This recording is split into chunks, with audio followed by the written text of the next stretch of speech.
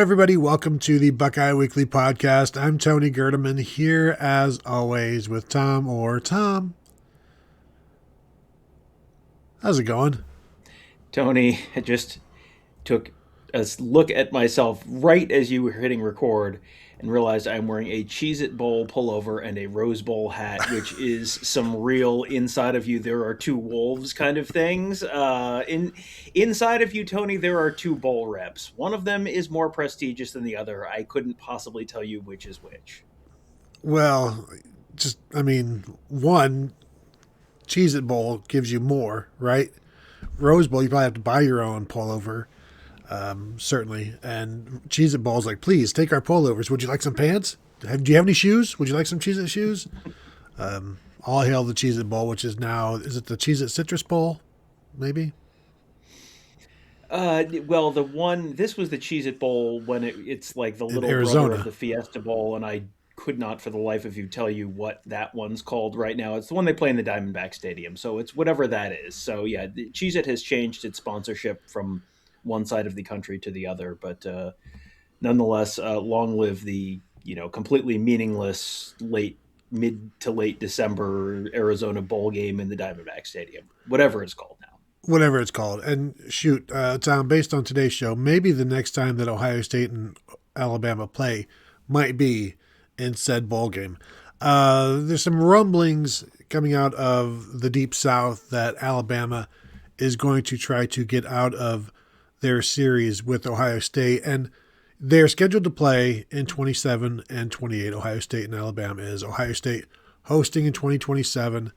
Then they go to Alabama in 2028.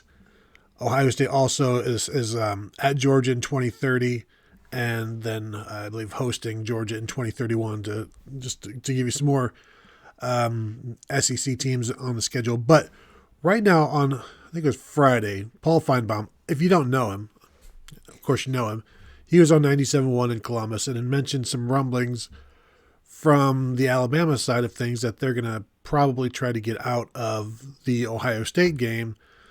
That was something that former Alabama running back and now Fox game day host Mark Ingram had mentioned earlier this season as well. And of course, you have all of these reports of this, or the reason for it, Tom, twofold. Of course, as you know, one, the SEC is going to a 9-game conference schedule, and two, many people are convinced that Texas losing to Ohio State cost them a playoff bid. And so the best way to avoid losing to Ohio State, Tom, don't play them. Yeah, as they said at the end of the movie War Games, the only way to win is not to play, and that is the second time, strangely, that I have quoted that exact line to you in the last about 20 minutes, which is really weird in completely different contexts. But yeah, this is one where we can do this show two ways, Tony. Mm-hmm. I can do the thing where I talk about the SEC's record in the college football playoff and the fact that they're scared and the fact that Alabama simply cannot hang with the powers of the sport. And Lord knows, Tony, that that's exactly the tenor of the conversation that the folks in the SEC, the way they would have been framing it for the last 20 years. So I don't know, maybe we should do that. Is Bama scared? Well, they're quitting, ain't they?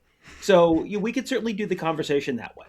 Now, I think the actual intelligent way to do the conversation is to say what is being incentivized in the sport of college football right now. And when you look at the way the college football playoff committee is ranking teams, right now they are, for better or for worse, and spoiler alert, it's for worse, looking at teams with 0 losses and going, well, you're at the top.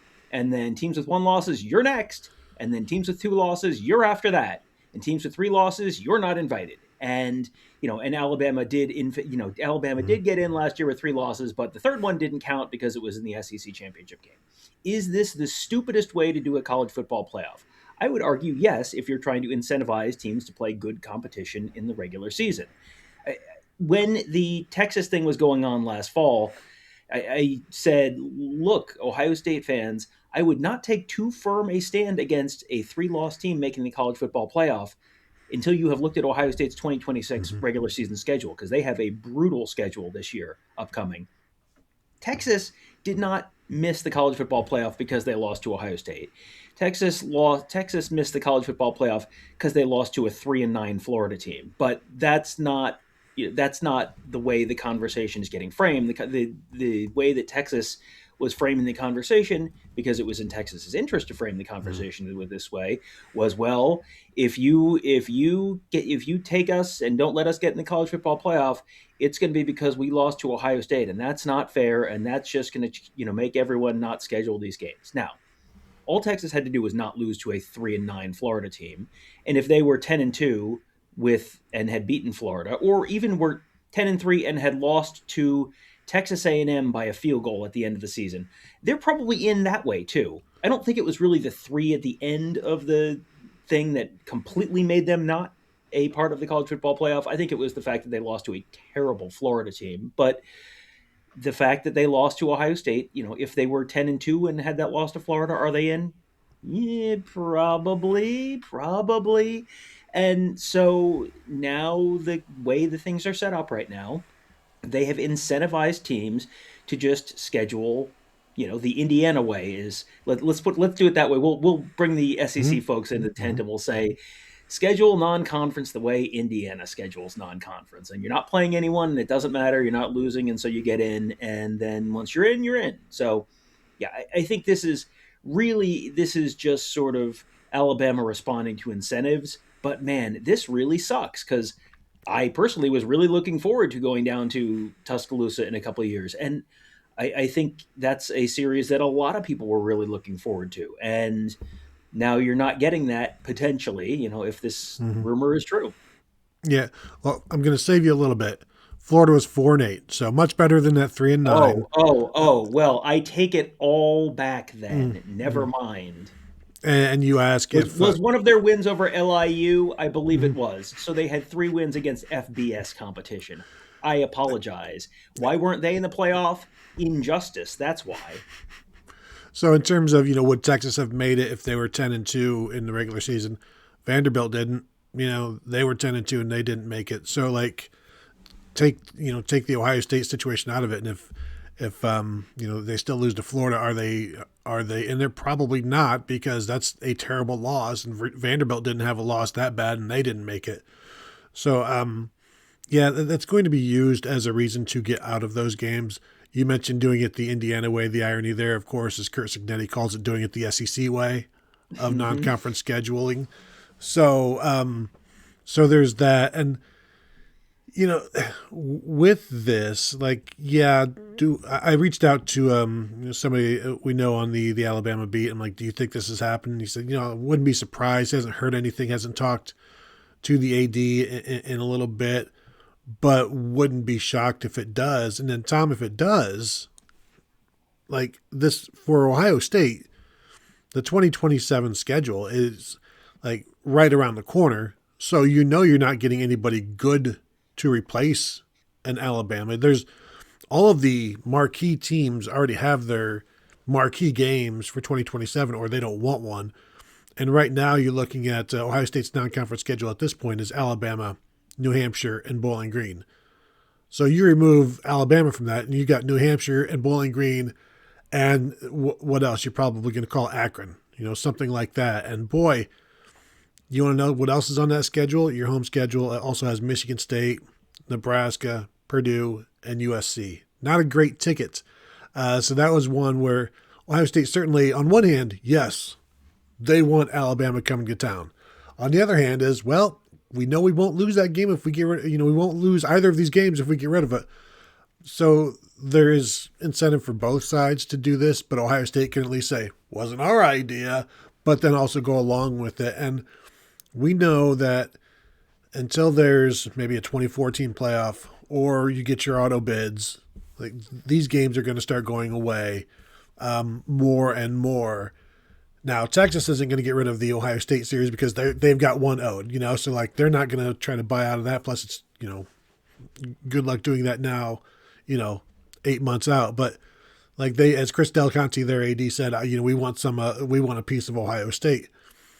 But overall, until something gets done, there's just, unfortunately, there's no incentive for programs to stick to this other than wanting to provide good product for the fans. And we know that has no bearing on anything. Well, the one thing that has driven virtually every change in the sport is providing more content and better content for TV. So that's the thing that gives me hope that maybe this can be salvaged in some way.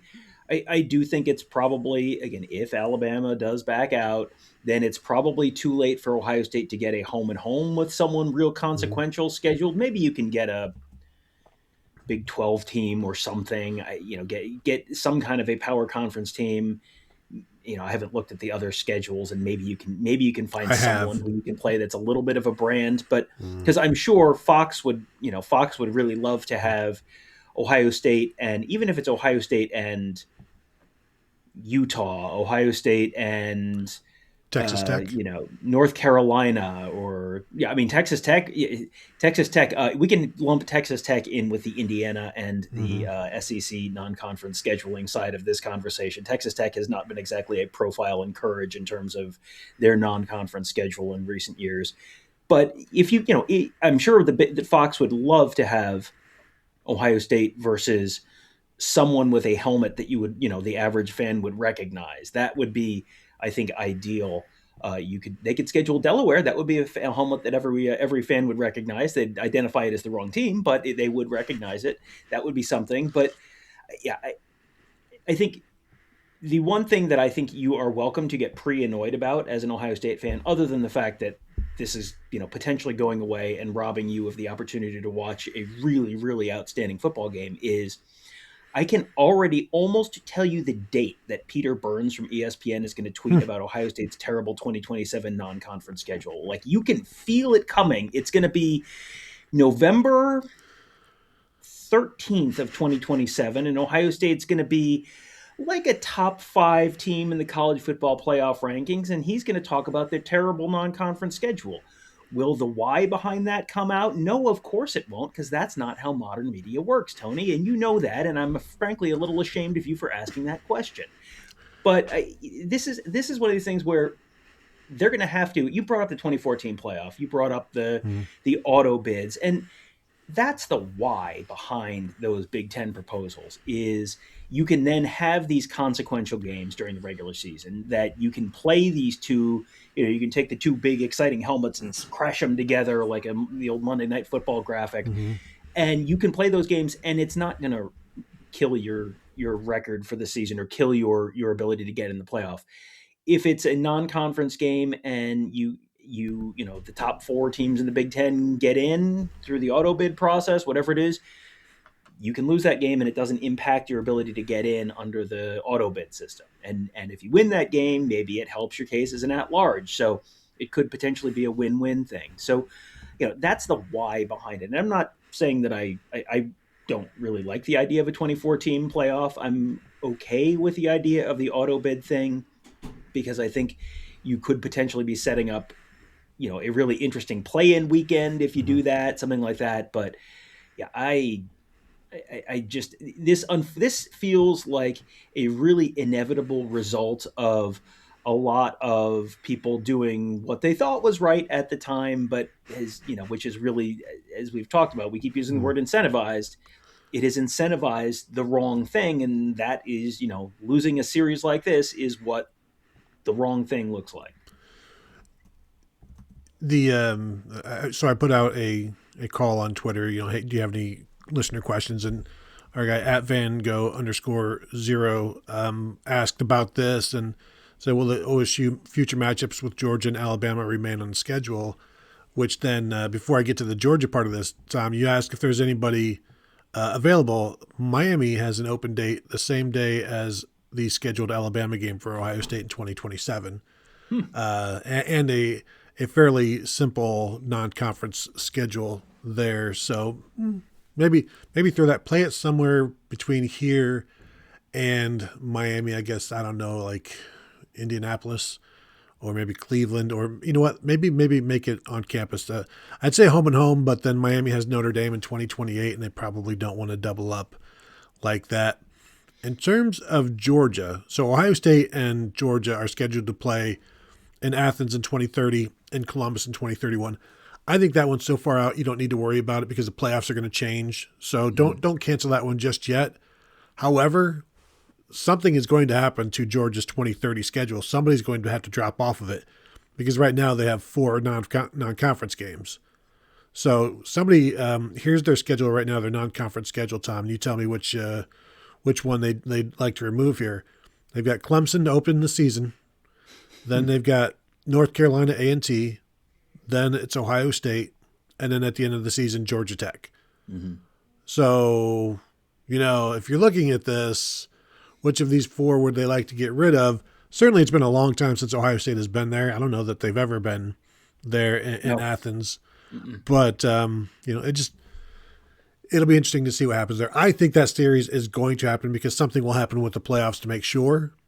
But if nothing happens with the playoffs and it stays at 12 or 16 with no guarantees, then maybe get ready to get that one bought out or disintegrated as well.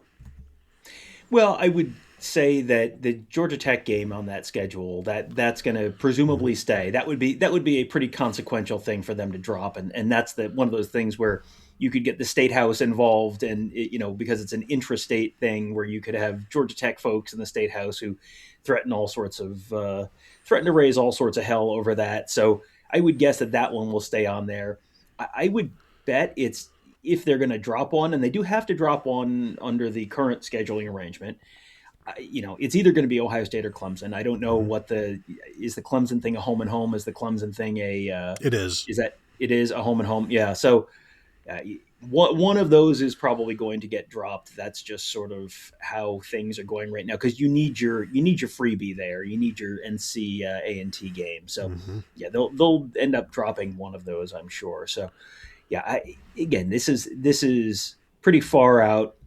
We don't know what the playoff is going to look like at that point. We don't know what the sport is going to look like at that point. That's past, 2031 is past the time when I think some of these TV contracts may be up. So you might be getting into, if there is a significant shift in the sport, it could theoretically happen by that point. So there's a lot of variables still to figure out. But the only thing I can say for sure is, if that series gets canceled, that would really stink because it's, Ohio State has never played at Alabama. Alabama's never played at Ohio State. Ohio State's never played at Georgia. Georgia's never played at Ohio State. That would be, for Georgia fans, it would be cool to come up to Columbus and see one of the, great stadiums in the sport. And for Ohio State fans, it would be great to go down to Tuscaloosa or Athens and see one of the great, some of the great stadiums and great venues in the sport. But, this just feels like one more thing that could be lost to, I'm doing the big air quotes here, Tony, progress.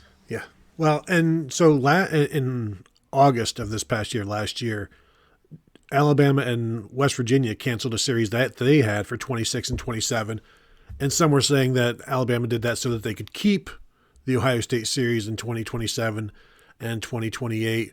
We will see if that is the case. It's hard to believe that, you have to kill the first game so that don't have to play the second, which would be the start of the first Ohio State series.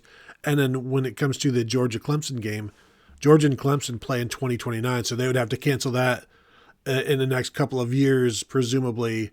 And if they do play in 2029, I guess we will know by then that Ohio State and Georgia will not be playing. But yeah, a ton to still happen, but some rumblings on the Alabama thing. Then we had the listener question come in. I thought we should address this and tell you, well, maybe, don't buy your tickets just yet. But it would be unfortunate if either of those games go. But I think if you're asking me which is the more likely series to happen, I'm just going to go Georgia because there's more time to salvage it.